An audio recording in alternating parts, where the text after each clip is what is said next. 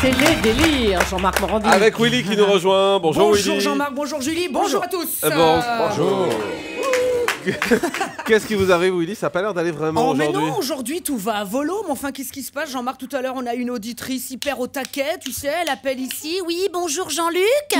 Non, c'est Jean-Marc. Ah, je suis très heureuse d'être sur RTL. Déjà. Et puis alors, vendredi, on me dit lundi, notre invité sera Michel Denisot. Ouais. Bah qu'est-ce que c'est que ça?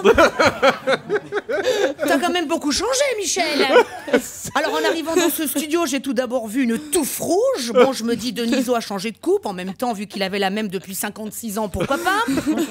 En m'approchant, j'ai vu des persingues. Bon, je me dis Julie en possède bien deux à chaque téton relié par une chaîne. Ouais, bien le genre, qu'elle agite fougueusement pour attirer le chaland. Je me dis bon. Puis Jean-Marc aussi en possède un anneau à l'endroit que la décence m'empêche de citer ici. Ouais. Oui, il en a un sur le zizi.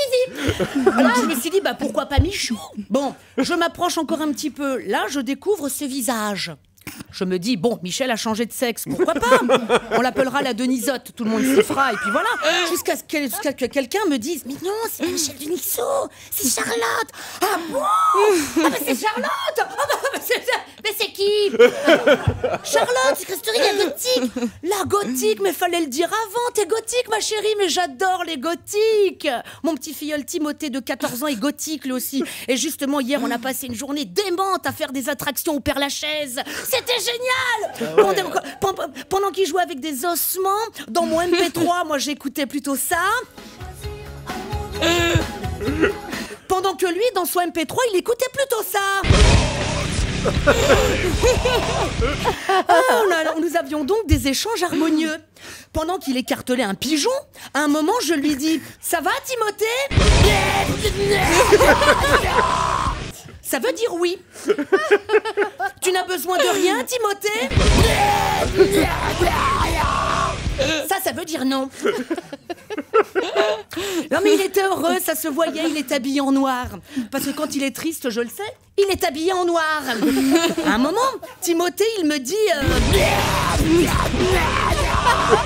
Quoi? Tu veux bien répéter, Timothée? Comment ça, il est midi et si on mangeait un chat? Non mais ça va pas la tête. Tu divagues ou quoi? T'es complètement fou, espèce de malade. Il est pas du tout midi, sois patient. Nous étions si heureux, Jean-Marc. Si heureux, oui. Nous nous promenions sous le chant mélodieux des corbeaux. Pendant qu'il suçait la patte d'un poulet, je dessinais sur mon bras avec une lame de rasoir une grille de sudoku que nous remplîmes plus tard sous une musique entraînante. Je m'éclatais. Une musique qui nous mit du baume au cœur le reste de la journée, avant que Cruella, la copine de Timothée, nous rejoigne. Bonjour Cruella.